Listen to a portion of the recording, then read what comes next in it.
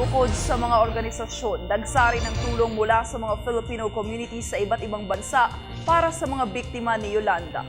Para sa detalye, balitaan mo kami, Dennis Cortez. Halos burahin sa mapa ng Super Typhoon Yolanda ang ilang bayan sa Tacloban City. Sa interactive map ng ABC News website, makikita ang dating aerial image ng lungsod. Buo ang mga infrastruktura at halos napapalibutan pa ng mga pananim. Ngunit habang unti-unting ginagalaw ang satellite photo, makikita ang lawak ng pinsala sa buong lungsod. Ang mga gusali, tapyas sa mga bubong habang ang mga nawasak na punong kahoy at ilang bahagi ng mga bahay nagkalat sa mga daanan. Kaya naman ganun na lang ang pag-alala ng ating mga kababayan sa kanilang mga kaanak na naapektuhan ng kalamidad.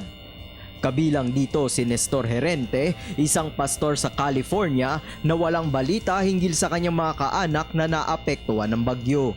I don't really get any information. That's why it's so frustrating, and it's a little bit torturing for me because not knowing is worse than knowing it. Hinikayat ni Herente ang ilan nating mga kababayan sa Amerika na magbigay ng tulong sa mga biktima ng bagyong Yolanda.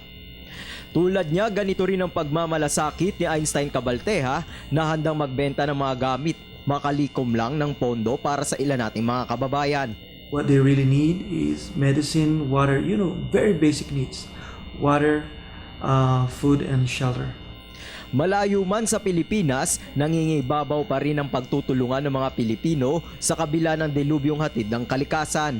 I am more concerned about the rebuilding efforts because this is gonna take years for this communities to rise again from the rubble.